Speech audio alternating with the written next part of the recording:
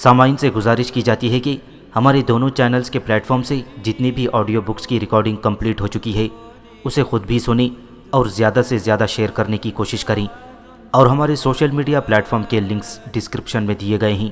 ہمیں سبسکرائب اور فالو ضرور کریں تاکہ آپ کو ضروری اپڈیٹس ملتے رہیں، اور ہماری ٹیم کی فنانشیل سپورٹ کے لیے پیٹریون کے لنک ضرور چیک کریں۔ جزاک اللہ۔ بسم اللہ الرحمن الرحیم۔ ابلیکا، صدیوں کے سکوت میں لپٹی ایک حسین داستان۔ مصنف اسلم راہی MA۔ ایپیسوڈ 22۔ دریائے سندھ کے اس جزیرے میں یوناف اور ابلیکا کے ہاتھوں پسپا ہونے کے بعد یافان، عارف، بیوسا، نبیتا عارف کے کمرے میں جمع ہوئے تھے، اور یافان نے کسی قدر غصیلی آواز میں ان تینوں کو مخاطب کرتے ہوئے کہا، یوناف کے مقابلے میں تم لوگوں نے پسپا ہونے میں یقیناً جلد بازی سے کام لیا ہے۔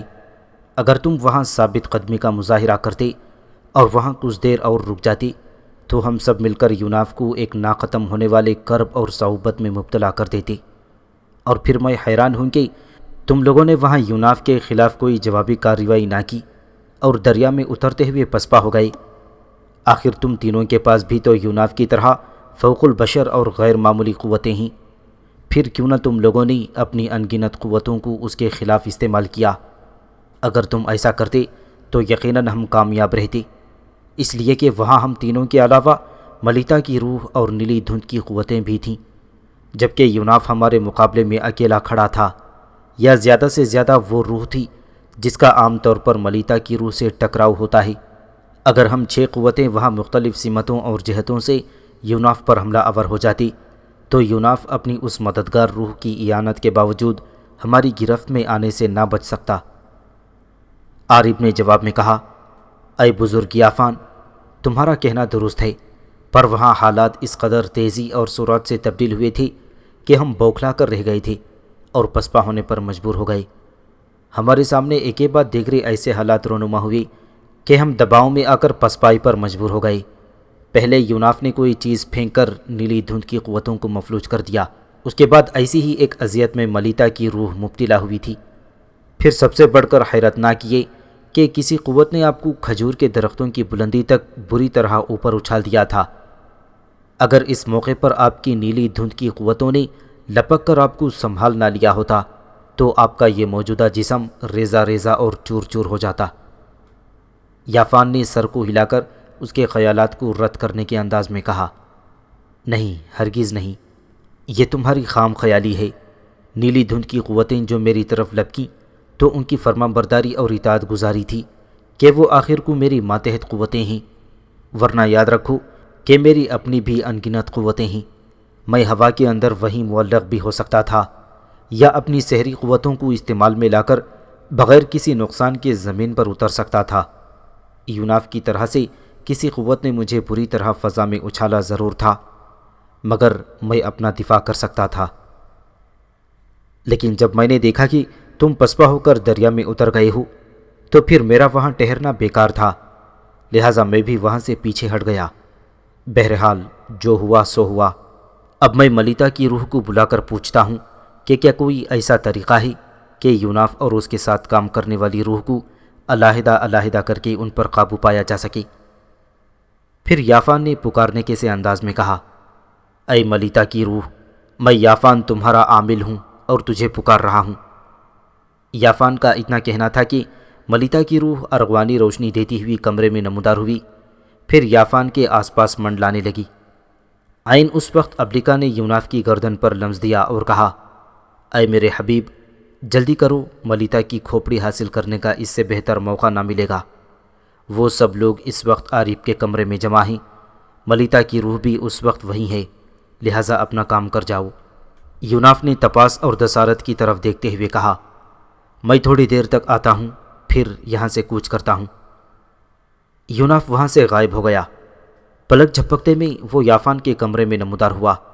چھت کے ساتھ بندی اس نے ملیتا کی کھوپڑی اتاری، پھر وہ ویسے ہی پلک جھپکتے میں دریائے نیلاب کے کنارے آ نمودار ہوا تھا۔ وہاں اس نے کھوپڑی کے اندر ریشمی گانٹھ نکالی اور اسے ناخنوں سے کھولنے لگا۔ ملیتا کی روح جب یافان کے قریب آئی تو یافان نے اسے مخاطب کرتے ہوئے کہا، اے ملیتا کی روح، اے میری معمول، کوئی ایسا طریقہ بتاؤ کہ یوناف اور اس کے ساتھ کام کرنے والی روح دونوں کو علیحدہ علیحدہ کر کے ان پر قابو پایا جا سکے۔ یاد رکھو، یوناف کے ہاتھوں روز روز کی ذلت اور ہزیمت سے ہم بری طرح تنگ آ چکے ہیں، یا یوں جانو کہ ہمارے پیمانے اب لبریز ہیں اور ان کے اندر مزید صبر کی اب کوئی گنجائش نہیں ہے، اور اگر ایسا نہ کر سکے تو پھر میں سمجھتا ہوں کہ ہم سب بیکار اور نکمے ہیں۔ جواب میں ملیتا کی روح نے ایک بار تیز روشنی دی، پھر اس روشنی میں سے ایک ایسی آواز ابھری جیسے گہرے تاریک کنویں کے اندر سے کوئی آواز بلند ہو رہی ہو، اے یافان میرے عامل، یہ کوئی دشوار اور مشکل کام نہیں ہے۔ یوناف اور ابریکا پر قابو پانا ممکن اور سہل کام ہے۔ سنو کہ ان دونوں پر کیسے قابو پایا جا سکتا ہے۔ تم لوگ ایسا کرو کہ… یہاں تک کہنے کے بعد ملیتا کی آواز رک گئی، پھر ایک بار اس کی روشنی پھڑپھڑائی اور وہاں سے غائب ہو گئی۔ چونکہ ملیتا کی روح ایک بہت بڑا انکشاف کرتے کرتے غائب ہو گئی تھی، لہٰذا یافان کے غصے اور غضب سے بھرپور آواز کمرے میں بلند ہوئی اور وہ بار بار اسے پکارنے لگا، اے ملیتا کی روح، میں یافان تیرا عامل ہوں، تجھے پکارتا ہوں، تو کہاں چلی گئی؟ میں تجھے اپنی طرف آنے کا حکم دیتا ہوں۔ اس کے بار بار پکارنے پر بھی جب ملیتا کی روح نہ آئی تو یافان اٹھ کھڑا ہوا اور اس نے بھاری آواز میں کہا، اے میرے رفیقوں، سن رکھو کہ ملیتا کی روح کا اس طرح سرکش اور باغیانہ انداز میں ایک بہت بڑے انکشاف کی تکمیل کیے بغیر غائب ہو جانا بھی یوناف ہی کی طرف سے کوئی حادثہ اور ضرب ہے۔ پھر وہ اپنے کمرے کی طرف بھاگا۔ عارف، بیوسا اور نبیتا بھی چونک کر اٹھے اور اس کے پیچھے اس کے کمرے کی طرف بھاگے۔ نیلی دھند بھی ان کے تعاقب میں تھی۔ یافان جب اپنے کمرے میں داخل ہوا اور دیکھا کہ چھت پر سے ملیتا کی کھوپڑی غائب ہے تو وہ مڑا اور عارف، بیوسا اور نبیتا کی طرف دیکھتے ہوئے اس نے رندھی اور کچلی ہوئی آواز میں کہا، یوناف اپنا کام کر چکا ہے، ملیتا کی کھوپڑی ہی غائب ہے۔ میں سمجھتا ہوں کہ اب ملیتا کی روح میرے قبضے سے چلی گئی۔ پھر یافان نیلی دھند کی طرف مڑا اور گرج کر کہا، جاؤ دیکھو ملیتا کی کھوپڑی کہاں گئی ہے اور ملیتا کی روح کو بھی تلاش کرو۔ نیلی دھند کی قوتیں ان گنت ازدھوں کی طرح پھنکارتی ہوئی وہاں سے غائب ہو گئیں۔ دوسری طرف دریا کے کنارے بیٹھ کر یوناف نے وہ ریشمی گانٹھ کھولی اور اس کے اندر سے وہ کپڑا جس پر یافان نے اپنا سحر لکھا تھا نکال کر پھاڑا اور دریا میں پھینک دیا۔ پھر اس نے ایک پتھر سے ملیتا کی کھوپڑی کو ریزہ ریزہ کر دیا اور اسے بھی دریا میں بہا دیا۔ اس کام کی تکمیل کے بعد یوناف نے اپنی سری قوتوں سے فوراً دریا کے اس کنارے سے جزیرے میں داخل ہوا جہاں تپاس اور دسارت اس کے منتظر بیٹھے تھے۔ ایک بار پھر یوناف اپنی لاہوتی قوتوں کو کام میں لایا اور لمحوں کے اندر وہ تپاس اور دسارت کے ساتھ دریائے نیل کے کنارے شوتار کے محل کے سامنے نمودار ہوا۔ ابلیکا کی اطلاع کے مصداق پر وہ محل خالی اور ویران پڑا تھا۔ تپاس اور دسارت کو ساتھ لے کر وہ محل میں داخل ہو گیا۔ تھوڑی دیر بعد نیلی دھند یافان کے کمرے میں داخل ہوئی۔ اسے دیکھتے ہی یافان نے دہکتے ہوئے لہجے اور غصے اور اضطراب میں کپ کپاتی آواز میں پوچھا، کیا تم سب ملیتا کی روح اور اس کی کھوپڑی تلاش کرنے میں کامیاب ہو گئی؟ نیلی دھند کے اندر سے ایک ہیولے نے کہا، اے آقا، ملیتا کی روح اور اس کی کھوپڑی اب دونوں ہی آپ کی دسترس سے بہت دور ہیں۔ ملیتا کی کھوپڑی یہاں سے یوناف نکال کر لے گیا تھا۔ دریا کے کنارے جا کر اس نے کھوپڑی کے اندر سے ریشمی گانٹھ نکال کر اس میں سے کپڑے کا وہ ٹکڑا پا لیا جس پر آپ کا ملیتا کی روح کو قابو میں کرنے کا عمل تھا۔ یوناف نے اسے پھاڑ کر دریا کے اندر پھینک دیا۔ اس نے اسی پر اکتفا نہیں کیا بلکہ ایک پتھر سے ملیتا کی کھوپڑی کے ٹکڑے اور ریزے کر دیے اور اسے بھی دریا میں پھینک دیا۔ اس طرح وہ اب ملیتا کی روح آپ کی ملکیت اور گرفت میں رہی ہے اور نہ ہی اس کی کھوپڑی۔ اور ہاں، جس وقت ملیتا کی روح یوناف اور ابلیکا پر قابو کرنے کا انکشاف کرنے والی تھی، اسی وقت یوناف نے آپ کا عمل پھاڑ کر دریا میں پھینک دیا ہے۔ اسی وقت ملیتا کی روح آپ کی تسخیر سے آزاد ہو گئی اور آزاد ہوتے ہی وہ اپنے انکشاف کو ادھورا چھوڑ کر فرار اور غائب ہو گئی۔ اے آقا، آپ کے لیے ایک اور بری خبر ہے کہ ہم نے یوناف کو جزیرے میں بھی دیکھا۔ وہ تپاس اور دسارت کے ساتھ یہاں سے کہیں اور چلا گیا ہے۔ وہ کہاں گیا ہے اب تک ہمیں یہ بھی معلوم نہیں۔ نیلی دھند کی وہ قوت جب خاموش ہوئی تو عارف نے گرجتے ہوئے کہا، وہ اب کہیں بھی چلا جائے ہمارے انتقام سے بچ نہیں سکتا۔ قسم عزازیل کی، میں اسے زیر کر کے رہوں گا۔ پھر اس نے یافان کو مخاطب کرتے ہوئے کہا، اے بزرگ یافان، اب تپاس اور یوناف دونوں ہی میری ضد ہو گئے ہیں۔ میں اب تپاس کو ختم کرنے کا عہد کرتا ہوں اور یہ بھی عہد کرتا ہوں کہ یوناف کو بے بس و مجبور کروں گا، خواہ اس کے لیے مجھے عزازیل سے ہی کیوں نہ مدد لینی پڑے۔ یافان نے جواب میں کچھ نہ کہا۔ ملیتا کی روح کا اس کے ہاتھ سے نکل جانا اس کے لیے بہت بڑا دکھ اور صدمہ تھا، لہٰذا اس نے چپ ہی سادھ لی۔ اس کے چہرے پر اندھو ملال کا اظہار تھا، پر وہ سب اپنے اپنے کمروں کی طرف چلے گئے۔ اکادیوں کے بادشاہ ارنمو کی موت کے بعد اس کی نسل سے ایک ایسا شخص قوم اکاد کا بادشاہ بنا جس کا نام نمو تھا۔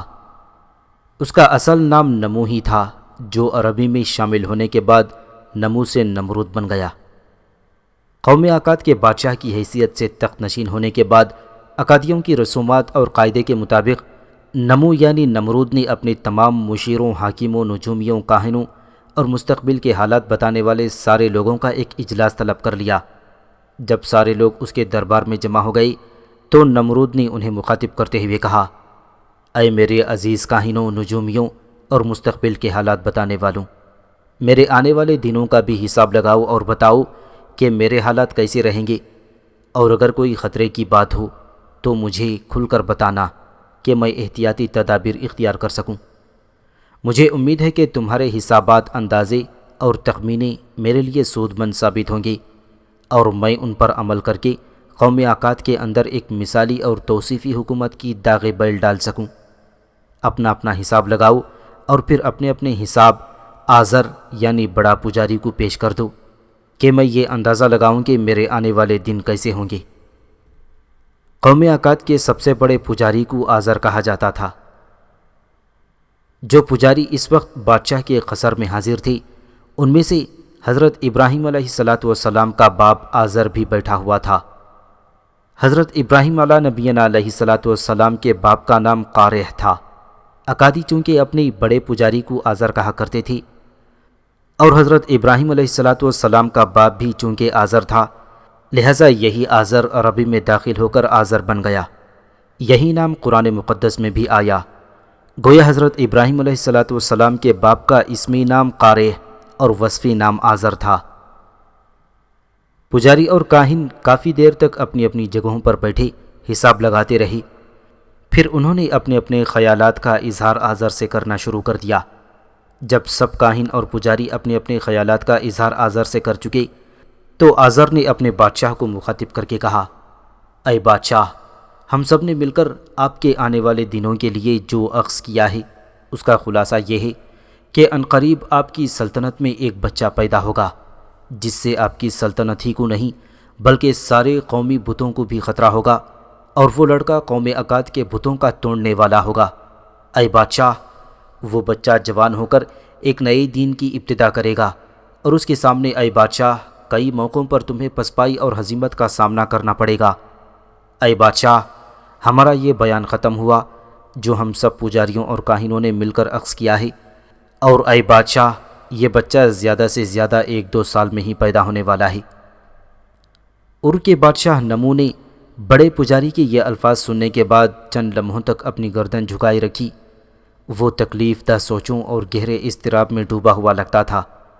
پھر تھوڑی دیر کے بعد اس نے اپنی جھکی ہوئی گردن سیدھی کی اور اپنے زعما اور اراکین سلطنت کی طرف دیکھتے ہوئے پوچھا، آزر کے الفاظ سننے کے بعد تم لوگ مجھے کیا مشورہ دیتے ہو؟ نمرود کے قصر میں اس وقت بالکل خاموشی طاری تھی۔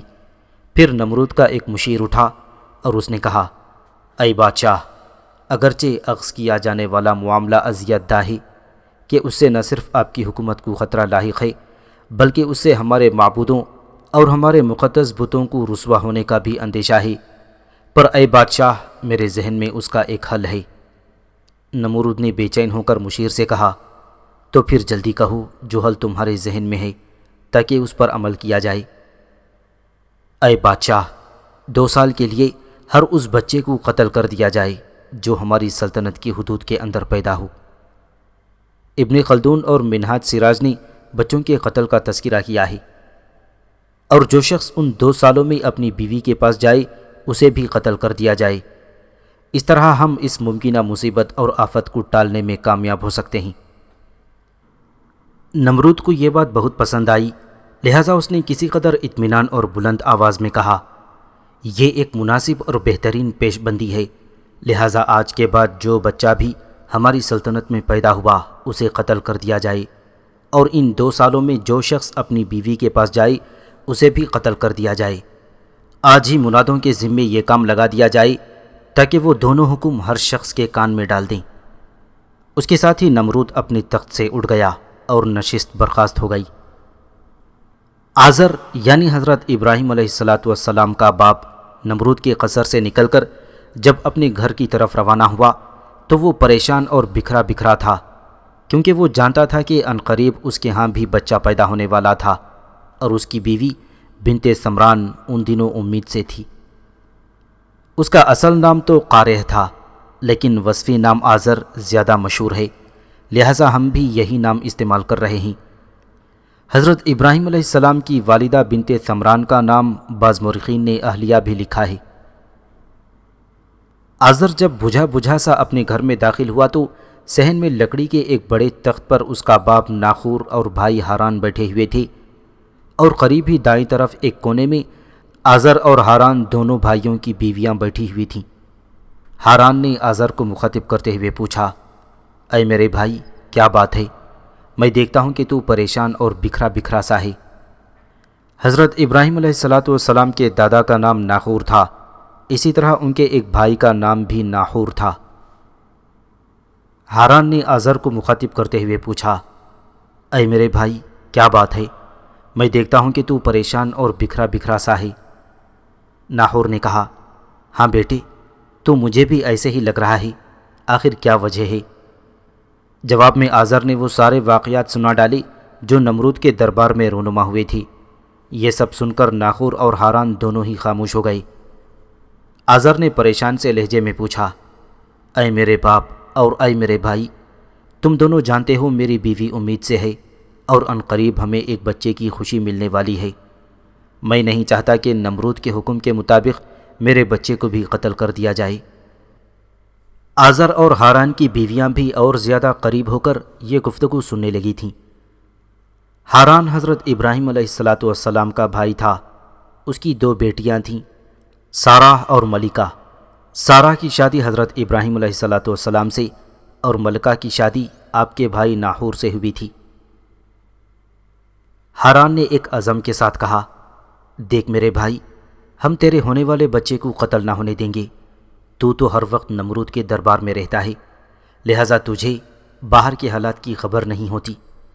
میں جن کوہستانوں کے اندر اپنا ریوڑ چراتا ہوں وہاں ویسے تو بہت سی غاریں ہیں، لیکن ان میں ایک غار بہت محفوظ ہے جس کے اندر داخل ہونے کا چھوٹا سا راستہ ہے، اور اوپر نیچے 2-4 پتھر رکھ کر اسے بند بھی کیا جا سکتا ہے۔ بقول علامہ ابن خلدون، بقول علامہ ابن العقاد اور طبقات ناصری کے مطابق اسی غار کے اندر حضرت ابراہیم کی پیدائش ہوئی تھی۔ ہاران نے اپنی بات جاری رکھی، میں جانتا ہوں چند دن تک تمہارے ہاں بچے کی ولادت ہونے والی ہے۔ ہم ایسا کرتے ہیں کہ تمہاری بیوی کو کل ہی وہاں لے جائیں گے، اس غار کی صفائی کر کے وہاں بستر لگا دیں گے اور ضرورت کی چیزیں بھی وہاں رکھ دیں گے۔ ایسا کریں گے کہ میں اور میری بیوی دونوں ہی ریوڑ کے ساتھ جایا کریں گے۔ میں ریوڑ کی نگرانی کروں گا اور میری بیوی تمہاری بیوی کی دیکھ بھال کرے گی۔ رات کے وقت تم خود وہاں رہا کرو گے، جبکہ ہم میاں بیوی لوٹ کر آ جایا کریں گے، اور جب بچے کی پیدائش ہو جائے گی تب بھی باری باری اس پر نگاہ رکھی جائے گی۔ کبھی ہم دونوں میاں بیوی اس کے پاس ہوں گے اور کبھی تم۔ اب تم کہو یہ تجویز کیسی ہے؟ اور سنو، اڑوس پڑوس کی جن عورتوں کو تمہاری بیوی کی حالت کی خبر ہے انہیں یہ کہہ کر مطمئن کر دیا جائے کہ وہ بچہ مردہ ہوا ہے۔ اس طرح کسی کو کوئی اعتراض بھی نہ ہوگا اور ہمارا بچہ لوگوں کی نگاہ سے دور پرورش بھی پاتا رہے گا۔ ابن خلدون نے اپنی تاریخ کے جلد اول اور دوم میں مردہ بچے کا بہانہ کرنے کی طرف اشارہ کیا تھا۔ آزر کی حالت اپنے بھائی ہاران کی گفتگو پر کافی سنبھل گئی تھی اور اس بار اس نے مطمئن انداز میں کہا، اے میرے بھائی، تیری تجویز واقعی سود مند ہے، اس طرح میری بیوی اور بچہ دونوں ہی سلامت رہیں گے۔ اب میری فکر جاتی رہی اور میں مطمئن ہوں، کل سے ہم اپنی تجویز پر عمل کریں گے۔ غرض دوسرے دن آزر کی بیوی ثمران کو غار میں لے جایا گیا جہاں حضرت ابراہیم علیہ السلام کی پیدائش ہوئی، اور اسی طرح اپنے ماں باپ چچا اور چچی کی نگرانی میں اسی غار کے اندر آپ کی پرورش ہوتی رہی اور آپ علیہ السلام تیزی سے بڑھتے چلے گئے۔ مورخین لکھتے ہیں کہ حضرت ابراہیم علیہ السلام ایک دن میں اس قدر بڑھتے تھے جس قدر عام طور پر کوئی بچہ ایک ماہ میں بڑھتا ہے۔ اب چونکہ نمرود کی طرف سے بچوں کے قتل کا اندیشہ ختم ہو گیا تھا، لہٰذا آزر کے ہاں حضرت ابراہیم علیہ السلام کے بعد 2 اور بھائی پیدا ہوئے۔ ایک کا نام چچا کی نسبت سے ہاران اور دوسرے کا نام دادا کی نسبت سے ناحور رکھا گیا۔ دوسری طرف آزر کے بھائی ہاران کے ہاں 2 لڑکیاں پیدا ہوئیں، ایک سارہ اور دوسری ملکہ۔ سارہ حضرت ابراہیم علیہ السلام کی بیوی تھیں۔ آپ انتہائی خوبصورت تھیں۔ آپ کی خوبصورتی کا اندازہ اس سے بھی لگایا جا سکتا ہے کہ حضرت ابراہیم آپ کو نگاہ بھر کر نہ دیکھتے تھے۔ آپ حضرت اسحاق علیہ السلام کی والدہ تھیں۔ بعض لوگ سارہ علیہ السلام، ام موسیٰ اور ام عیسیٰ تینوں کو نبی مانتے ہیں، کیونکہ ان تینوں کے ساتھ فرشتوں نے بچے کی پیدائش اور حضرت موسیٰ علیہ السلام کو دودھ پلانے کے سلسلے میں کلام کیا تھا، لیکن قرآن مقدس میں سورہ یوسف آیت نمبر 109 میں کسی عورت کے نبی ہونے کی مکمل طور پر نفی کر دی۔ اسی غار کے اندر حضرت ابراہیم کی پرورش ہوتی رہی۔ خداوند کریم کی طرف سے آپ کی نگرانی اور حفاظت کا انتظام تھا۔ جب گھر والوں میں سے کوئی فرد آپ کے پاس نہ ہوتا تو بحوالہ علامہ ابن العقاد حضرت جبرائیل آپ کی دیکھ بھال کرتے اور اپنی ایک انگلی آپ کے منہ میں ڈالتی اور اس انگلی میں سے بحکم خدا دودھ جاری ہو جاتا اور آپ اسے چوستے رہتے۔ غرض اسی غار کے اندر آپ عام بڑھوتری کی رفتار سے پہلے جوان ہو گئے، اور اس غار میں رہنے کی وجہ سے آپ نے کبھی سورج، چاند، ستاروں اور دیگر چیزوں کو نہ دیکھا تھا۔ آخر جب یہ خطرہ ٹل گیا کہ شک کی بنا پر کوئی یہ اندازہ نہ کر سکے کہ یہ جوان بچوں کے قتل کیے جانے والے سالوں میں پیدا ہوا تھا، تو آپ کے والد آزر آپ کو اپنے ساتھ ایک روز شام کے وقت اس غار سے نکال کر گھر لے گئے۔ گھر کی طرف جاتے ہوئے آپ جو بھی جانور دیکھتے اپنے باپ آزر سے اس کے متعلق سوال کرتے، اور جواب میں آزر بتاتا جاتا کہ یہ اونٹ ہے، یہ گائیں اور یہ بکری ہے۔ بہرحال آپ کو اپنے گھر لایا گیا۔ اسی دوران آپ کے دادا ناحور فوت ہو چکے تھے۔ آپ کے چچا ہاران کی بیٹیاں سارہ اور ملکہ بھی بچپن کی حدود سے نکل کر جوانی کی حدود میں داخل ہو رہی تھیں، جبکہ آپ کے بھائی ناحور اور ہاران بھی جوان ہو رہے تھے۔ جب رات ہوئی اور آپ نے آسمان پر ایک ستارہ چمکتا ہوا دیکھا تو چلا کر کہا، ہذا ربی، یہ میرا رب ہے۔ پر جب وہ ستارہ آنکھوں سے غائب ہو گیا تو فرمایا، میں چھپ جانے والوں کو دوست نہیں رکھتا۔ پھر رات کے وقت جب چاند نمودار ہوا تو آپ نے کہا، یہ میرا رب ہے۔ لیکن جب چاند بھی غروب ہو گیا تو آپ نے فرمایا، میں غروب ہونے والوں کو دوست نہیں رکھتا۔ اس کے بعد آپ نے فرمایا، اگر مجھے میرا رب ہدایت نہ کرتا تو بے شک میں گمراہ لوگوں میں شامل ہو جاتا۔ حضرت ابراہیم علیہ السلام نے جو ستارے، چاند اور سورج کو دیکھ کر یہ کہا کہ یہ میرا رب ہے، تو اس میں کوئی شرک یا شائبہ نہ تھا، بلکہ خدا کی وحدانیت کو پانے کا ایک ذریعہ تھا۔ گویا یہ بیچ کی منزلیں حق کو پانے کے لیے ناگزیر ہیں، ان پر ٹھہرنا بسلسلہ طلب ہوتا ہے، نہ کہ بصورت قیام۔ اور دوسرا، ان باتوں کو اپنی قوم پر حجت بھی بنانا تھا کہ وہ چاند، سورج اور ستاروں کی عبادت بھی کرتے تھے، لہذا ثابت ہو گیا کہ یہ چیزیں فانی ہیں اور فانی الہ نہیں ہو سکتا، ورنہ حضرت ابراہیم کے لیے تو سورہ انبیاء میں اللہ نے فرمایا، اور بلا شبہ ابراہیم کو ہم نے پہلے ہی سے ہدایت عطا کر دی تھی اور ہم اس کے واقف کار تھے۔ دوسرے روز جب سورج طلوع ہوا تو آپ نے پھر چلا کر کہا، ہذا ربی ہذا اکبر۔ یہ میرا رب ہے، یہ بڑا ہے۔ لیکن شام کے وقت جب سورج بھی غروب ہو گیا تو اسے بھی آپ نے رب ماننے سے انکار کر دیا۔ پھر آپ کے ذہن میں یہ خیال گزرا کہ جو چیز متغیر ہے اس کے لیے ضروری ہے کہ وہ حادث ہو، اور جو حادث ہوگا وہ الوہیت کے قابل نہ ہوگا۔ جب سارا معاملہ ہو چکا تو حضرت ابراہیم نے بلند آواز میں لوگوں کو مخاطب کرتے ہوئے فرمایا، اے قوم، میں شرک کرنے والوں سے بری ہوں۔ بلا شبہ میں نے اپنا رخ اس خدا کی طرف موڑ دیا جو آسمانوں اور زمینوں کا مالک ہے، اس حالت میں کہ میں حنیف ہوں، مشرک نہیں ہوں۔ آپ کے باپ آزر نے پوچھا، اے ابراہیم، ان باتوں سے تیرا کیا مطلب ہے؟ حضرت ابراہیم نے کہا، میں ان سب بتوں سے نفرت و بیزاری کا اظہار کرتا ہوں جن کی پرستش کی جاتی ہے۔ یہ برسوں سے پوجے جانے والے ننار، شماس اور دیگر انگنت بت ایک پتھر سے بڑھ کر کوئی حیثیت نہیں رکھتے۔ یہ اپنے نفع اور نقصان تک کے مالک نہیں ہیں، پھر یہ کسی اور کو کیا دیں گے؟ ان بتوں کی پرستش ہی شرک ہے، اور پھر میں اس سے برات کا اظہار کرتا ہوں۔ میں ایک خدا کی طرف راغب ہوتا ہوں جو سب کا مالک و خالق اور واحد و قہار ہے۔ آزر نے کہا، کیا تو ان بتوں کو برا مانتا ہے جن کی ہم اور ہمارے آباء و اجداد پرستش کرتے رہے ہیں؟ خاموش رہ، ورنہ لوگ تجھے نکال باہر کریں گے۔ حضرت ابراہیم نے کہا، اے میرے باپ، کیا آپ میرے اللہ کے بارے میں مجھ سے جھگڑا کرتے ہیں؟ اے میرے باپ، میں دیکھتا ہوں کہ آپ بتوں کو خدا بتاتے ہیں۔ میں آپ کو اور آپ کی قوم کو ایک کھلی گمراہی میں دیکھتا ہوں۔ آزر نے کہا، اے ابراہیم، میں دیکھتا ہوں کہ تو ان بتوں کے خلاف بولنے لگا ہے جن کا اتباع پوری قوم کر رہی ہے۔ میں ڈرتا ہوں کہ اگر تو نے اپنے آپ کو تبدیل نہ کیا اور ایسا ہی رہا تو لوگ تمہیں جیتا نہ چھوڑیں گے، پھر بتوں کے خلاف میں بھی تمہاری حمایت و مدد نہ کر سکوں گا۔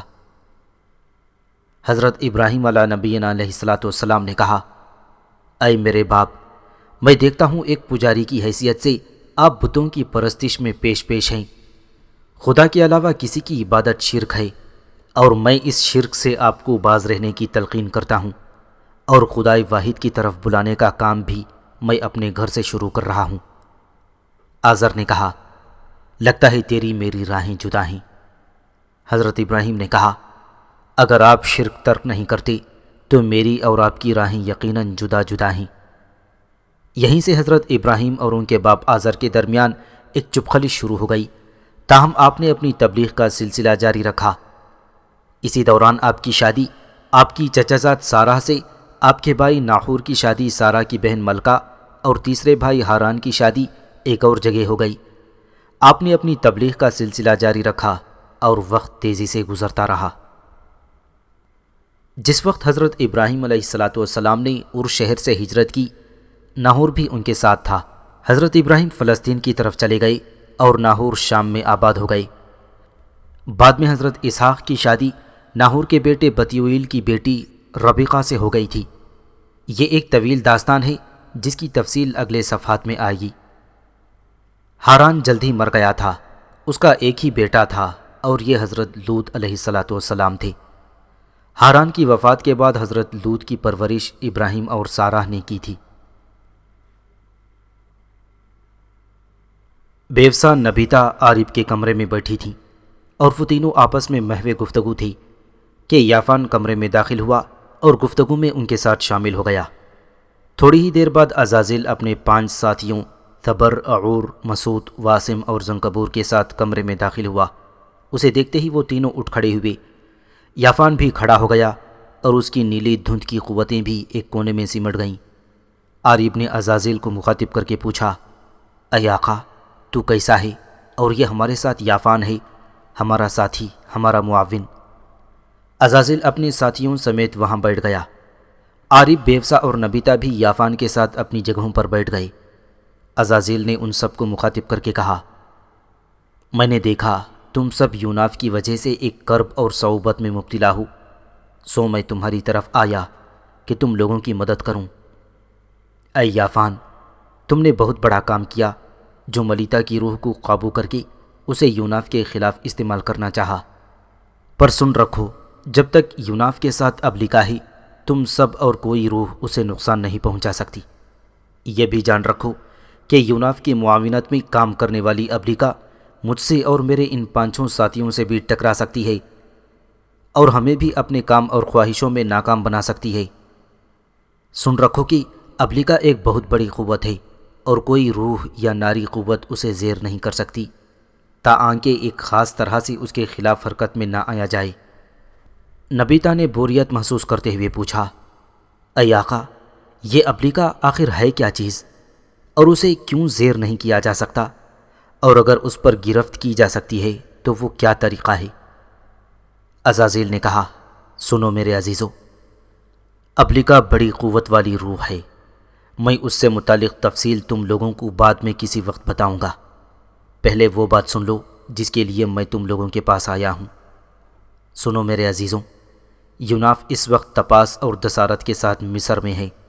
ممفس شہر کے نواحی علاقے میں دریائے نیل کے کنارے ایک بہت بڑا محل ہے۔ یوناف نے اسی محل کے اندر قیام کر رکھا ہے۔ اس پر اور ابلیکا پر قابو پانے میں میں تمہاری مدد کروں گا اور میرے ساتھی بھی مدد کریں گے۔ اور جس محل میں یوناف رہ رہا ہے، یہ محل کبھی اس کی ایک بیوی کا ہوا کرتا تھا۔ اس کا نام شوتار تھا اور وہ مصر کے ایک فرعون جسقیم کی بیٹی تھی۔ اس موقع پر یافان نے کچلی اور روندی ہوئی آواز میں کہا، آہ، وہ بھی کیا وقت تھا جب میں نیل کے جزیرے میں حکمرانوں کی طرح رہتا تھا۔ آہ، کبھی میں نے بھی اس شوتار کو چاہا تھا اور اسے شادی کرنے کا ارادہ رکھتا تھا، پر برا ہو یوناف کا کہ یہ بیچ میں آ ٹپکا۔ آہ، میری بیٹی اریشیا بھی میرے ساتھ تھی، کیسا اچھا وقت تھا، پر یوناف نے میری ہر خواہش کو خواب کر دیا۔ یافان خاموش ہوا تو عزازیل نے پھر کہنا شروع کیا، یافان، تم فکر مند نہ ہو، ہم یوناف سے تمہارا بھی انتقام لیں گے۔ اب تم لوگ غور سے سنو، ہم سب لوگ یہاں سے مصر کی طرف کوچ کریں گے۔ میرے ساتھی وہاں ایک ایسے مکان کا بندوبست کر چکے ہیں جو دریائے نیل کے کنارے اس محل کے قریب ہی ہے جس میں یوناف تپاس اور دسارت رہ رہے ہیں۔ اس مکان میں رہتے ہوئے تم لوگ یوناف پر نگاہ رکھ سکو گے اور پھر مناسب موقع دیکھ کر اس پر قابو پا لیا جائے گا۔ عارف نے غور سے عزازیل کی طرف دیکھا اور پوچھا، اے محترم آقا، کیا مصر میں داخل ہونے کے بعد آپ ہم سے علیحدہ ہو جائیں گے اور اس معاملے میں ہماری کوئی مدد کریں گے، جبکہ آپ جانتے ہیں کہ یوناف اب ہمارے لیے بوجھ بنتا جا رہا ہے؟ کیا آپ یہ بوجھ اتار پھینکنے میں ہماری مدد نہ کریں گے؟ میں تو سمجھتا ہوں کہ اپنا ایک سینگ ہلا دیں تو یوناف کا کام تمام کر دیں۔ حضرت انس رضی اللہ تعالیٰ عنہ سے روایت کی گئی ایک حدیث میں بھی شیطان کے سینگوں کا ذکر ہے۔ جب سورج طلوع یا غروب ہوتا ہے تو شیطان اس کے سامنے کھڑا ہو کر اپنی سینگوں کو ہلاتا ہے، جس سے جگمگاہٹ پیدا ہوتی ہے اور اس کی عبادت کرنے والے اسے پوچھتے ہیں۔ عزازیل نے فوراً عارف کو تنبیہ کرنے اور اس کی دلجوئی کرنے کے لیے کہا، یہ نہ کہو، میرے صرف ایک سینگ ہلا دینے سے یوناف کا کام تمام ہو سکتا ہے، پر سن رکھو، یوناف اس وقت بہت سی قوتوں کا مالک ہے۔ بہرحال تم لوگ فکر مند نہ ہونا، تمہارے مصر میں قیام کے دوران میں خود بھی اپنے ساتھیوں کے ساتھ یوناف پر نگاہ رکھوں گا، اور جب دیکھوں گا کہ ابلیکا اس کے ساتھ نہیں ہے تو میں ایک ایسا عمل کروں گا کہ ان دونوں میں مفارقت اور دوری ڈال دوں گا۔ اس طرح وہ دونوں ایک جان نہ ہو سکیں گے اور ایک دوسرے کی کوئی مدد نہ کر سکیں گے۔ ان دونوں کے لیے میرا جو آئندہ لائحہ عمل ہے وہ بھی سن لو۔ ان دونوں کو علیحدہ علیحدہ کرنے کے بعد میں دونوں کو ایسی جگہ بند کر دوں گا جہاں سے وہ نکل ہی نہ سکیں گے اور اپنے اپنے انجام تک وہیں کرب میں دن گزارتے رہیں گے۔ اور اے عارف، میرے اس عمل سے یوناف کی حالت ایسی ہو رہے گی کہ جب تم چاہو اس پر ضرب لگا سکو گے اور اس سے اپنی ماضی کا انتقام لے سکو گے۔ عارف نے بے پناہ خوشی کا اظہار کرتے ہوئے کہا، اے آقا، مجھے بھی تو بتائیں کہ آپ یوناف کے ساتھ کیا معاملہ کریں گے۔ عزازیل نے کہا، سنو عارف، مصر کے اندر ممفس شہر میں 2 نایاب قسم کے طلسم گر گزرے ہیں۔ ان کے نام امہوتب اور پتا ہوتیب تھے۔ یہ دونوں باپ بیٹے تھے۔ انہوں نے کچھ اہرام تعمیر کیے تھے جس کے اندر انہوں نے اپنے فرعونوں اور ان کے خاندان کے افراد کی لاشوں کو حنوط کر کے رکھا تھا، اور ان اہراموں کے اندر انہوں نے ان فرعونوں کی دولت بھی ڈال دی تھی۔ پر اس دولت اور فرعون اور اس کے اہل خانے کی لاشوں کی حفاظت کے لیے انہوں نے ان اہراموں کے اندر ایک نیا طلسم ڈال دیا تھا کہ ان احراموں میں داخل ہونا تو دور کی بات ہے، کوئی ان کے نزدیک تک نہ پھٹک سکتا تھا۔ ان دونوں کے بعد بھی مصر میں بہت سے احرام بنے، اور اپنے اپنے وقت کے جو فرعون تھے ان کے ساحروں نے ان احراموں کے اندر بھی طلسم ڈالے، پر وہ طلسم ایسا زوردار اور کامل نہیں تھا جیسا امہوتپ نے فرعون زوسر اور پتاہوتپ نے فرعون سنفرو کے احرام میں ڈالا تھا۔ میں یوناف اور ابلیکا دونوں کو امہوتپ اور پتاہوتپ کے ان احراموں میں علیحدہ علیحدہ بند کر دوں گا۔ اس موقع پر یافان نے کہا، اے محترم عزازیل، تو نے بھی کیا وقت یاد دلا دیا ہے۔ امہوتپ اور پتاہوتپ دونوں باپ بیٹا میرے گہرے دوستوں میں سے تھے، اور ان کے ساتھ میرے عزیزانہ روابط و مراسم تھی۔ وہ دونوں باپ بیٹا ہی نایاب ساحر تھے، پر اے عزازیل، ان احراموں کے اندر داخل ہی نہیں ہوا جا سکتا جب تک کہ اس طلسم کو توڑا نہ جائے۔ اور سن، اس طلسم کو توڑنے کا فن صرف 2 شخص ہی جانتے تھے، اور وہ امہوتپ اور پتاہوتپ تھے، اور وہ مر چکے ہیں، تو اب کون اس طلسم کو توڑے گا؟ امہوتپ اور پتاہوتپ کو مجھ پر یہی برتری تھی کہ میں یہ طلسم ڈالنا اور توڑنا نہ جانتا تھا، جبکہ ان دونوں باپ بیٹے پر نیلی دھند کی قوتوں پر قابو پانے کی مجھے برتری تھی۔ میں نے ان دونوں سے اس طلسم کا راز جاننا چاہا، جواب میں ان دونوں نے مجھ سے نیلی دھند کا راز جاننے کی خواہش ظاہر کی، جس پر میں نے انکار کر دیا۔ کاش میں ایسا نہ کرتا تو آج میں اس طلسم کے جاننے والا ہوتا۔ وقت کیسا بدترین دشمن ہے کہ گزرے حالات پر سوائے تاسف اور دکھ کے اور کچھ دے کر ہی نہیں جاتا۔ عزازیل نے کہا، اے یافان، یہ طلسم میں خود توڑوں گا، اور تم جانتے ہوگی کہ میں ایسے سارے علوم اور افعال کا استاد ہوں، اور پھر تمہاری اطلاعات بھی درست نہیں ہیں۔ یافان، اس طلسم کو ڈالنا، توڑنا یا معطل کرنا صرف امہوتپ اور پتاہوتپ بھی نہ جانتے تھے، بلکہ را دیوتا کی بڑی پجارن کولم بھی اس طلسم کو ڈالنا اور معطل کرنا جانتی تھی، اور یوناف چونکہ کولم کے پاس رہتا رہا ہی، لہٰذا یہ سحر یوناف نے بھی اس سے سیکھ لیا تھا۔ اب یوں کہو کہ میرے علاوہ اب یوناف بھی اس طلسم کا رازدان ہے۔ اور سنو، پجارن کولم بظاہر تم سے اور اریشیا سے دبی دبی رہتی تھی، اور تم دونوں کی بے انتہا عزت کرتی تھی، پر اے یافان، کولم اندر ہی اندر تم باپ بیٹی سے نفرت کرتی تھی، اور ہر وقت تم دونوں کی تباہی کے متعلق سوچتی رہتی تھی۔ اور جب اسے یوناف جیسا باہمت اور بیش قیمت جوان میسر آ گیا تو اس نے اسے ہر اس سحر سے آراستہ کر دیا جو وہ جانتی تھی۔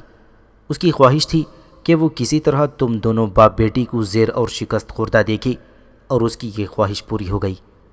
یوناف اس کی امیدوں پر پورا اترا، اور اس نے تم دونوں کا خاتمہ کر دیا، اور اب تم ایک بھیانک روپ میں حرکت کرنے پر مجبور ہو۔ ذرا توقف کے بعد پھر عزازیل نے سب کو مخاطب کر کے کہا، میرے عزیزوں، ان دونوں احراموں کے اندر ان گنت کمرے بنے ہوئے ہیں۔ طلسم کو معطل کرنے کے بعد میں ان دونوں کو ان کمروں کے اندر بند کر کے طلسم دوبارہ بحال کر دوں گا۔ اول تو وہ دونوں وہاں سے نکل ہی نہ پائیں گے، اور اگر کسی طرح انہوں نے وہ کمرے کھول کر وہاں سے بھاگنے کی کوشش کی تو وہ دونوں ایسا نہ کر سکیں گے۔ یوناف پر تو اس احرام کی افریت حملہ آور ہو کر اسے واپس کمرے میں جانے پر مجبور کر دیں گے، جبکہ ابلیکا کو اس کمرے میں ایک اور طلسم نے جکڑ رکھا ہوگا۔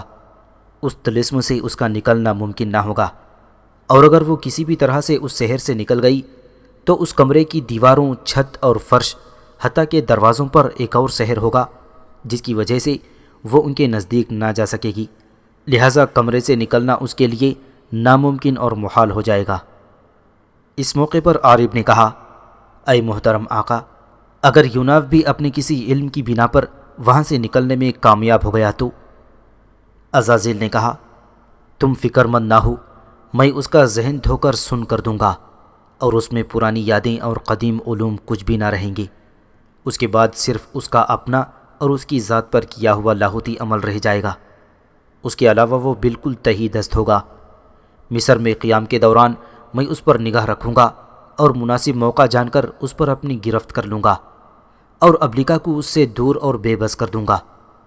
اس کے بعد بدی پھیلانے کی خاطر تم لوگ جو چاہو کرتے رہو، کوئی تمہیں پوچھنے والا نہ ہوگا۔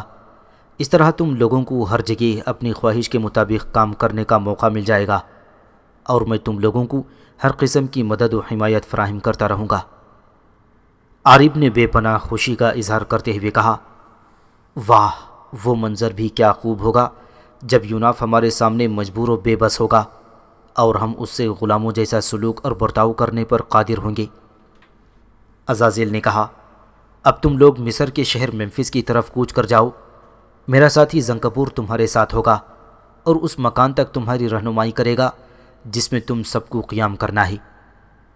اس کے ساتھی عزازیل جو انسانی صورت میں وہاں آیا ہوا تھا اپنے ساتھیوں سمیت وہاں سے غائب ہو گیا، صرف اس کا ایک ساتھی زنکبور وہاں رہ گیا۔ پھر تھوڑی ہی دیر بعد عارب، یافان، بیوسا اور نبیتا بھی عزازیل کے ساتھی زنکبور کے ساتھ موہنجداڑو سے مصر کی طرف کوچ کر گئے۔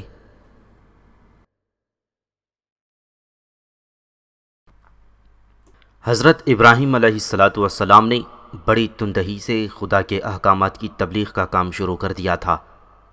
ان کا باپ آزر چونکہ بڑا پجاری ہونے کے علاوہ وہ بتگر بھی تھا اور اپنی قوم کے بت ننار، شماس، ننگل، ان، اشکر، اراش، سن اور ایسے ہی دوسرے بت بنا کر بازار میں بیچا کرتا تھا۔ جب یہ بت بازار میں بکنے جاتے تو حضرت ابراہیم بلند آواز میں پکار کر کہتے، کون ان کو خریدے گا جو کسی کو کوئی نفع نقصان ہی نہیں پہنچا سکتے؟ لوگ آپ کی باتیں سن کر تعجب کرتے اور ان کی طرف نہ آتے۔ اس طرح آزر کے بتوں کی فروخت کم ہونا شروع ہو گئی۔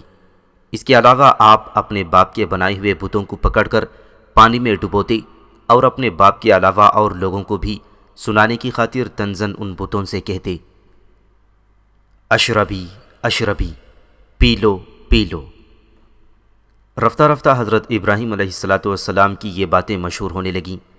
کچھ عرصہ تک تو لوگ آپ کی ایسی باتوں کو بھولے پن اور مذاق پر محمول کرتے رہے، لیکن قلت نبوت سے سرفراز ہونے کے بعد جب آپ نے بڑی سنجیدگی سے توحید، اللہ کی عبادت اور اس کے سچے دین کی دعوت زور و شور کے ساتھ دینا شروع کی تو ار شہر کے لوگوں کے کان کھڑے ہو گئے۔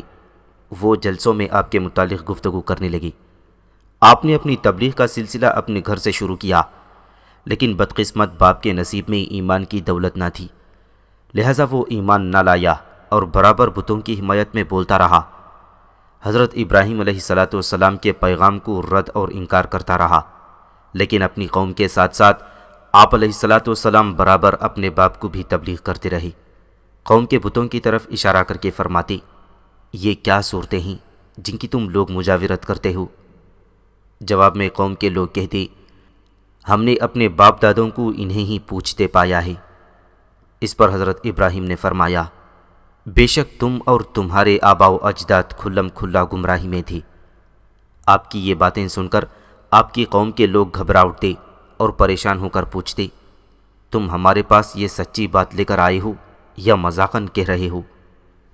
اپنی قوم کو جواب میں حضرت ابراہیم فرماتے، میں یہ باتیں تم لوگوں سے مذاق میں نہیں کہتا، بلکہ میں تو صاف اور واضح طور پر کہتا ہوں کہ جن بتوں کی تم لوگ پرستش کرتے ہو وہ خدا نہیں ہیں، بلکہ تمہارا رب وہی ہے جس نے آسمانوں اور زمین کو بنایا، اور میں اسی بات کا قائل ہوں۔ سورہ انبیاء۔ حضرت ابراہیم علیہ السلام کی طرف سے لوگ ایسی تبلیغ سن کر خاموش تو ضرور ہو گئے، لیکن خفیہ طور پر آپس میں صلاح مشورہ کرنے کے بعد اس کوشش میں لگ گئے تھے کہ کسی طرح حضرت ابراہیم کو اپنے خداؤں یعنی بتوں کی عظمت ضرور دکھانی چاہیے تاکہ ان کے خیالات اور خطرات رفع ہو جائیں۔ دوسری طرف حضرت ابراہیم علیہ السلام نے بھی فیصلہ کر لیا تھا کہ کسی روز اپنی قوم کے لوگوں کو ان بتوں کی بے کسی اور بے بسی ان اندھوں پر ضرور ثابت کرنی چاہیے تاکہ یہ خدا کو بھولے ہوئے گمراہ لوگ اپنی بےہودہ اور فرسودہ خیالات کو ترک کر کے راہ راست پر آ جائیں۔ بہرحال ایک طرف قوم نے فیصلہ کر لیا تھا کہ حضرت ابراہیم کو بدل کر رہیں گے، دوسری طرف حضرت ابراہیم مصمم ارادہ کر چکے تھے کہ وہ قوم کو ہر صورت میں راہ راست کی نشاندہی کریں گے۔ دونوں طرف سے کوششیں شروع ہو گئیں۔ پھر ایسا ہوا کہ قوم عقاد کی عید کا دن آ گیا جو وہ ہر سال ایک بار منایا کرتے تھے۔ سال میں ایک دن یہ لوگ عید مناتے تھے۔ اس روز بتوں کو نہلاتے اور نئے کپڑے پہنا کر ان کے سامنے اچھے اچھے کھانے رکھتے، پھر وہاں سے لوٹ کر بتوں کو سجدہ کر کے کھانے کو تبرکن کھاتے تھے۔ چنانچہ اس روز قوم عقاد میں سے وہ چند لوگ جو حضرت ابراہیم کے جاننے والے تھے اور وحدانیت کے متعلق ان کی باتیں سنتے آئے تھے، حضرت ابراہیم علیہ السلام کے پاس آئی اور کہا، اے ابراہیم، تم ہمارے خداؤں بتوں کو برا اور ذلیل کہا کرتے ہو، چلو آج ہمارے ساتھ کہ ہم تمہیں اپنے خداؤں کا جاہ و جلال دکھائیں۔ حضرت ابراہیم نے ان کے ساتھ جانا پسند نہ کیا اور اپنے علیل ہونے کا کہہ کر انہیں ٹال دیا۔ آپ نے انہیں یہ کہہ کر ٹال دیا کہ میں بیمار ہوں۔ جب یہ لوگ چلے گئے تو آپ نے دبی زبان میں فرمایا، اللہ کی قسم، میں تمہارے بتوں کا علاج کروں گا جب تم پیٹ پھیر کر جا چکے ہو۔ قوم عقاد کے لوگ اچھے اچھے کھانے پکا کر اور اپنے بت خانوں میں رکھ کر عید منانے چلے جاتے تھے، اس یقین کے ساتھ کہ جب وہ واپس آئیں تو ان کے کھانوں میں ان کے بتوں نے برکت ڈال رکھی ہوگی، لہٰذا واپس آ کر وہ کھائیں گے۔ جب سب لوگ اس میدان سے چلے گئے جس میں عید منائی جاتی تھی تو حضرت ابراہیم علیہ السلام نے اپنا تیشہ لیا اور شہر کے ننار دیوتا کے بت خانے میں داخل ہو گئی۔ انہوں نے دیکھا کہ بت خانے میں بڑی زینت اور آرائش تھی۔ ننار دیوتا کا بڑا بت ایک مرصع تخت پر رکھا تھا اور اس کے چاروں طرف چھوٹے چھوٹے بت مناسب طور پر رکھے ہوئے تھے، اور سب بتوں کے سامنے انواع و اقسام کے کھانے رکھے ہوئے تھے۔ جب آپ نے یہ کیفیت دیکھی تو ان سارے بتوں کو مخاطب کر کے فرمایا، تم کیوں نہیں کھاتے؟ جب اس بت خانے کے اندر سے آپ کو کوئی جواب نہ ملا تو آپ نے پھر ان بتوں کو مخاطب کرتے ہوئے طنزاً کہا، تمہیں کیا ہو گیا ہے کہ تم بولتے نہیں ہو؟ از سورہ صفات۔ جب آپ کے اس طنزیہ سوال کا بھی کوئی جواب نہ ملا تو آپ نے اپنا کام شروع کر دیا۔ آپ نے اپنا تیشہ مار مار کر ننار دیوتا کے بڑے بت کو اور پھر باقی تمام بتوں کو بھی توڑ کر رکھ دیا۔ پھر آپ نے تیشہ ننار دیوتا کے بڑے بت کے کندھے پر رکھا اور بت خانے سے چلے گئے۔ جب قوم عقاد کے لوگ عید منانے کے بعد بت خانے میں آئے اور انہوں نے اپنے بتوں کی حالت دیکھی تو چلا اٹھے، کس نے یہ کام ہمارے بتوں کے ساتھ کیا ہے؟ بے شک وہ ظالموں میں سے ہے۔ سورہ انبیاء۔ پھر ان میں سے ایک جوان نے اپنے ساتھیوں کو مخاطب کرتے ہوئے کہا، کل کا ذکر ہے کہ وہ جوان جس کا نام ابراہیم ہے ہمارے بتوں کی برائیاں کر رہا تھا، عجب نہیں کہ یہ کام اسی کا ہو۔ اس پر لوگوں نے اس واقعے کی اطلاع اپنے بادشاہ نمرود کو دی۔ نمرود چونکہ آزر کی بڑی قدر کرتا تھا، لہٰذا اس نے بلا حیل و حجت ابراہیم کو گرفتار کر لینا معیوب سمجھ کر کہا، اچھا ابراہیم کو ہمارے سامنے لاؤ، شاید کچھ آدمی اس کی شہادت دے سکیں۔ جب حضرت ابراہیم کو نمرود کے سامنے پیش کیا گیا تو اس نے پوچھا، اے ابراہیم، کیا تو نے ہمارے بتوں کے ساتھ یہ کام کیا ہے؟ حضرت ابراہیم علیہ السلام نے نمرود کے اس سوال کے جواب میں صریحاً انکار نہ کیا، بلکہ اشارتاً آپ نے فرمایا، یہ کام بڑے بت نے کیا ہے، اور اگر یہ بولتے ہیں تو پھر انہی سے پوچھ لو۔ حضرت ابراہیم کی یہ بات سن کر نمرود کے دربار میں جمع پجاریوں اور دیگر لوگوں کے چہروں پر فکر و تشویش کے آثار نمایاں ہو گئے۔ بے شک تم ہی ظالموں میں سے ہو۔ اس طرح ان پر یہ حقیقت ایک طرح سے واضح اور عیاں ہو رہی تھی کہ ہم لوگ یوں ہی ان بتوں کی پوجا کرتے ہیں جو بول تک نہیں سکتے، پر جلد ہی شیطان وہاں آ کر اپنا کام کر گیا۔ لوگوں کی عقل کی آنکھوں پر اس نے ناحق شناسی کے پردے ڈال دیے تھے، اور وہ حقیقت کو اپنے سامنے ظاہر ہوتے دیکھ کر بھی اسے تسلیم کرنے سے منکر ہو گئے۔ حضرت ابراہیم سے مخاطب ہو کر انہوں نے کہا، بے شک تم کو یہ علم ہے کہ یہ بولتے نہیں ہیں، اسی لیے تو ان بتوں سے دریافت کرنے کو کہہ رہے ہو۔ دیکھو ابراہیم، سچ بتاؤ کہ یہ کام کس کا ہے؟ ان لوگوں کے جواب میں حضرت ابراہیم علیہ السلام نے فرمایا، کیا پھر تم اللہ کے سوا ان بتوں کی عبادت کرتے ہو جو تمہیں کوئی نفع نقصان پہنچانے پر قادر نہیں؟ تم پر تف ہے، تم لوگ کیوں اللہ کو چھوڑ کر ان کی عبادت کرتے ہو؟ کیا تم لوگ عقل نہیں رکھتے؟ سورہ انبیاء۔ جب ان سے حضرت ابراہیم علیہ السلام کے ان سوالوں کا کوئی جواب نہ بن پڑا تو نمرود نے حضرت ابراہیم کو مخاطب کر کے پوچھا، کیا تم نے اپنے اس رب کو دیکھا ہے جس کی تم عبادت کرتے ہو؟ تمہارا وہ رب کون ہے جس کی طرف تم لوگوں کو بلاتے ہو؟ حضرت ابراہیم نے کہا، میرا رب وہ ہے جو زندہ کرتا ہے اور مارتا ہے۔ سورۃ البقرہ۔ نمرود نے کہا، یہ کوئی مشکل کام نہیں، یہ تو میں خود بھی کرتا ہوں۔ پھر نمرود نے چلا کر کہا، ہیزن کو بلاؤ، اس کے علاوہ زندان سے 2 ایسے قیدیوں کو میرے سامنے لاؤ جو واجب القتل قرار دیے جا چکے ہوں۔ ابن خلدون نے اس کا نام ہیزن ہی لکھا ہے۔ اسے حضرت ابراہیم کو قتل کرنے پر مامور کیا گیا تھا۔ تھوڑی ہی دیر بعد نمرود کے ہرکارے زندان سے ایسے 2 قیدی لائے جنہیں ان کے جرائم کی وجہ سے قتل کیے جانے کی سزا دی جا چکی تھی، اور ان کے ساتھ ہی نمرود کا جلاد ہیزن بھی دربار میں آ گیا۔ نمرود نے ہیزن سے کہا، ان 2 قیدیوں میں سے ایک کو قتل کر دو اور دوسرے کو چھوڑ دو۔ ہیزن نے آگے بڑھ کر ایک تلوار ماری اور ایک کا سر قلم کر دیا، دوسرے کو اس نے جانے دیا۔ پھر نمرود نے حضرت ابراہیم کی طرف دیکھا، اے ابراہیم، تو نے دیکھا میں نے کیسے ایک کو مارا اور دوسرے کو زندہ کیا، اس لحاظ سے میں بھی مارنے اور زندہ کرنے والا ہوں۔ تمہارے رب میں مجھ سے کوئی زائد صفت نہیں ہے۔ اب وہ بات کہو جو تمہارے رب میں تو ہو لیکن مجھ میں نہ ہو۔ حضرت ابراہیم نے کہا، بے شک اللہ سورج کو مشرق سے طلوع کرتا ہے، پس تو اسے مغرب سے نکال۔ سورہ البقرہ۔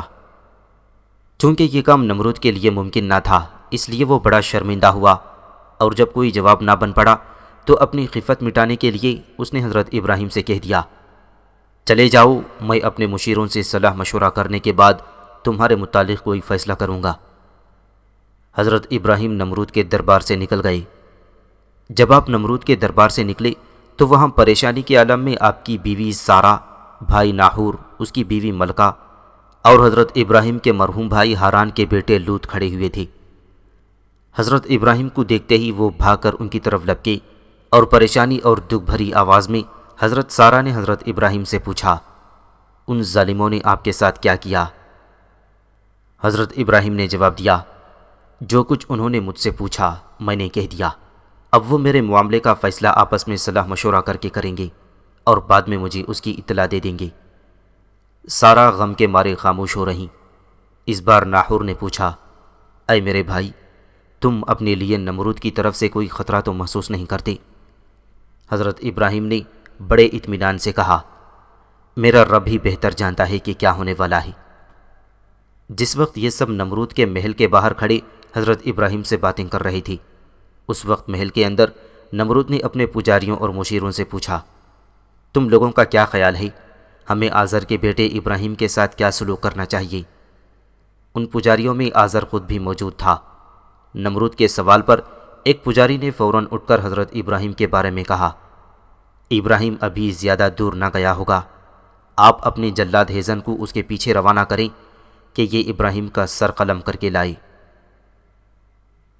ایک اور پجاری نے اٹھ کر مشورہ دیا، ابراہیم کو شہر بدر کر دیا جائے، اس طرح اس پر جب صعوبتوں اور دکھوں کے پہاڑ ٹوٹ پڑیں گے تو وہ خود ہی راہ راست پر آ جائے گا اور ہمارے بتوں کو برا بھلا کہنا ترک کر دے گا۔ ایک اور پجاری نے اپنی رائے کا اظہار کرتے ہوئے کہا، میرا مشورہ ہے کہ ایک بہت بڑی آگ روشن کی جائے اور ابراہیم کو منجنیق کے ذریعے آگ کے اندر پھینک دیا جائے۔ از تاریخ ابن خلدون۔ اس طرح ہمارے بتوں کے خلاف اٹھ کھڑا ہونے والا یہ فتنہ خود بخود ختم ہو جائے گا۔ ایک اور پجاری اٹھا۔ ایک بار غصے سے اس نے اپنے قریب بیٹھے آزر کی طرف دیکھا، پھر زہر اگلتے ہوئے کہا، اے بادشاہ، میں یقین سے کہتا ہوں کہ ابراہیم وہی ہے جس کی پیدائش سے متعلق سارے پجاریوں اور کاہنوں نے متفقہ طور پر کہا تھا کہ ایک بچے کی وجہ سے اس سلطنت اور اس کے بتوں کو خطرہ ہے۔ یہ آزر کی غلطی ہے کہ اس نے ابراہیم کی پیدائش کو خفیہ رکھا ہے، اور اب ابراہیم جوان ہو کر اس سلطنت کے لیے مصائب کا پیش خیمہ ثابت ہو رہا ہے۔ آزر کو یقیناً اپنے اس بچے کی پیدائش کو ظاہر کرنا چاہیے تھا۔ اس معاملے کو خفیہ رکھ کر اس نے جرم کیا ہے، لہٰذا اسے اس جرم کی سزا ضرور ملنی چاہیے۔ نمرود نے آزر کو گھورتے ہوئے کہا، اے آزر، تو واقعی مجرم ہے، تو نے کیوں ابراہیم کی پیدائش کو خفیہ رکھا تھا؟ میں تجھے تیری گزشتہ خدمات کے عوض کوئی بڑی سزا نہیں دینا چاہتا، تیرے لیے یہی کافی ہے کہ تو اٹھ اور یہاں سے چلا جا، آج کے بعد تیرا اس قصر سے کوئی تعلق نہیں۔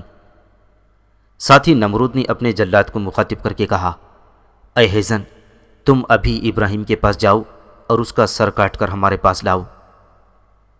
سارہ، ملکہ، ناحور اور ابراہیم ابھی تک نمرود کے قصر سے باہر محو گفتگو تھی۔ ابراہیم کے بھائی ناحور اس موقع پر مشورہ دیتے ہوئے کہنے لگے، اے میرے بھائی، بہتر ہے کہ ہم حیران شہر کی طرف ہجرت کر جائیں، اور یہ ہجرت ایسی خفیہ ہو کہ کسی کو کانوں کان خبر نہ ہو۔ اسی طرح نمرود اگر آپ کے خلاف کوئی قدم بھی اٹھانا چاہے تو اسے ناکامی ہوگی، کیونکہ اس وقت تک ہم اس کی دسترس سے دور ہو چکے ہوں گے، اور اب جانتے ہیں کہ حیران نمرود کی سلطنت میں شامل نہیں ہے۔ ایسی صورت میں نمرود ہمارا کچھ نہ بگاڑ سکے گا۔ میرا تو مشورہ ہے کہ ہم آنے والی رات کو ہی حیران کی طرف کوچ کر جائیں۔ حیران طوفان نوح کے بعد آباد ہونے والا پہلا شہر تھا۔ طوفان نوح میں چونکہ 80 انسان زندہ بچے تھے، لہٰذا اس کا پہلا نام سوق الشمانین 80 آدمیوں کا بازار تھا۔ بعد میں یہ حیران کے نام سے موسوم ہو گیا۔ حضرت ابراہیم علیہ السلام نے جواب دیا، اے میرے بھائی، میں حیران کی طرف ہجرت نہیں کر سکتا جب تک کہ میرے رب کی طرف سے مجھے ہجرت کرنے کا حکم نہ ملے۔ میں نمرود کی طرف سے فکر مند نہیں ہوں، کیونکہ میں نے اس کے سامنے حق بات کہی ہے، اور یہی میرے رب کا حکم ہے۔ میرے ذمے یہی تو ہے کہ میں اپنے رب کا حکم اور پیغام اس کے بندوں تک پہنچا دوں، چاہے کسی کو برا لگے یا اچھا۔ میرا کام صرف پہنچانا ہے، اس کے آگے کے حالات میرے اللہ کی گرفت میں ہیں۔ سارا نے کچھ کہنا چاہا، پر اس نے دیکھا اس کا عم اور حضرت ابراہیم کا باپ آزر نمرود کے قصر سے دوڑتا ہوا ان کی طرف آ رہا تھا، لہٰذا وہ خاموش ہو گئیں۔ آزر نے قریب آ کر بدحواسی اور پریشانی میں حضرت ابراہیم سے کہا، اے بیٹے، تو یہاں سے بھاگ جا، جلدی کر، اپنی بیوی سارا کو ساتھ لے اور کسی طرف کو نکل جا، کہیں روپوش ہو جا۔ دیکھ، نمرود نے ہیزن کو حکم دیا ہے کہ تجھے قتل کر دے۔ ابھی ہیزن آئے گا، تیرا سر قلم کر کے نمرود کے پاس لے جائے گا۔ حضرت ابراہیم علیہ السلام نے کہا، اے میرے باپ، میری زندگی اور موت میرے رب کے ہاتھ میں ہے، میں یہاں سے بھاگوں گا نہیں۔ نمرود کے مقابلے میں میرا اللہ میری حفاظت اور میری اعانت فرماتا ہے۔ وہ علیم ہے اور ہر خفیہ اور ظاہر کو جاننے والا ہے۔